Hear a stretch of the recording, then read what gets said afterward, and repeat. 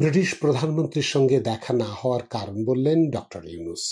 প্রধান উপদেষ্টা অধ্যাপক মোহাম্মদ ইউনূস গত সপ্তাহে যখন যুক্তরাজ্য সফর করেন, সেই সফরে ব্রিটিশ প্রধানমন্ত্রী স্যার কিয়ের স্টারমার তাকে সাক্ষাৎ দেননি। বিবিসির সঙ্গে এক সাক্ষাৎকারে এই বিষয়ে প্রশ্নের মুখোমুখি হয়েছেন অধ্যাপক ইউনূস।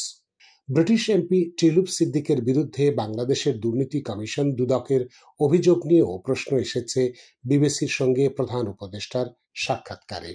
প্রকৃতি ও পরিবেশে অবদানের জন্য অধ্যাপক ইউনূস ব্রিটিশ রাজা তৃতীয় চার্লস হারমোনি অ্যাওয়ার্ড পেয়েছেন। যুক্তরাজ্য সফরে গত 12 জুন তিনি যখন ওই পুরস্কার নিতে যান, এর আগে বিবিসির সাংবাদিক রজনী বৈদ্যনাথন প্রধান উপদেষ্টা অধ্যাপক ইউনূসের সাক্ষাৎকার নেন। সেই সাক্ষাৎকারের সংক্ষিপ্ত অংশ প্রচার হয়েছে বিবিসির দ্য ওয়ার্ল্ড টুনাইট অনুষ্ঠানে। প্রধান উপদেষ্টার সাক্ষাৎকারটি বাংলায় অনুবাদ করেছে বিবিসি বাংলা। নিচে তা তুলে ধরা হলো। বিবিসি যে প্রশ্ন রেখেছিল সেটি এরূপ: এটি আপনার আনুষ্ঠানিক সফর, কিন্তু ব্রিটিশ প্রধানমন্ত্রী কিয়ের স্টারমারের সাথে কেন কোনো সাক্ষাৎ হয়নি?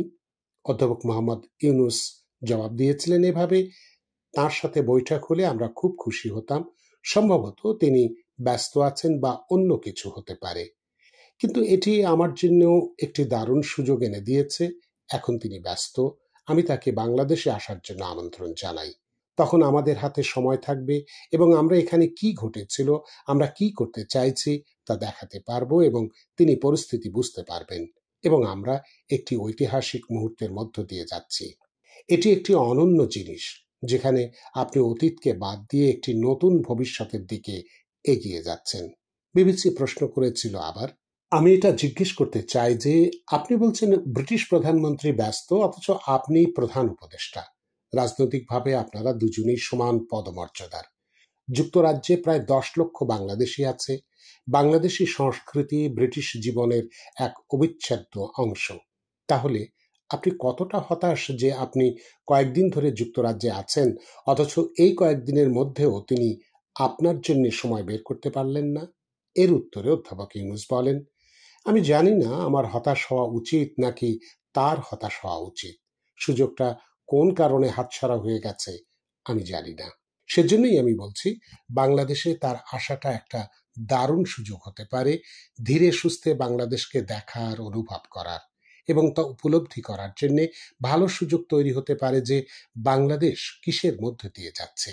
পুনরায় বিবিসি প্রশ্ন করে, ডাউনিং স্ট্রিট কেন এই বৈঠকের আয়োজন করল না, তা নিয়ে কোনো ব্যাখ্যা দিয়েছে? অধ্যাপক ইউনূস তার জবাবে বলেন, আমার মনে হয় না যে আমরা এই ধরনের কোনো ব্যাখ্যা পেয়েছি। সম্ভবত তিনি অন্যান্য গুরুত্বপূর্ণ বিষয়ে ব্যস্ত। এদিকে দুর্নীতির মাধ্যমে অবৈধভাবে ফ্ল্যাট দখলের অভিযোগে শেখ হাসিনার ভাগ্নি রিজওয়ানা সিদ্দিক ওরফে টিউলিপ সিদ্দিককে জিজ্ঞাসাবাদের জন্য আবার তলব করেছে দুর্নীতি দমন কমিশন দুদক। 15 জুন রোববার তলব করে আবারও চিঠি পাঠিয়েছে দুর্নীতি দমন কমিশন দুদক। অবৈধভাবে ফ্ল্যাট গ্রহণের মামলায় ঢাকার 5 ঠিকানায় এই নোটিশ পাঠানো হয়েছে। এর আগে টিউলিপ সিদ্দিককে 14 মে তলব করেছিল দুর্নীতি দমন কমিশন দুদক। তিনি ওই তলবে হাজির হননি। তাকে আবারও তলব করা হয়েছে। টিউলিপকে আগামী 22 জুন দুদকে হাজির হতে বলা হয়েছে।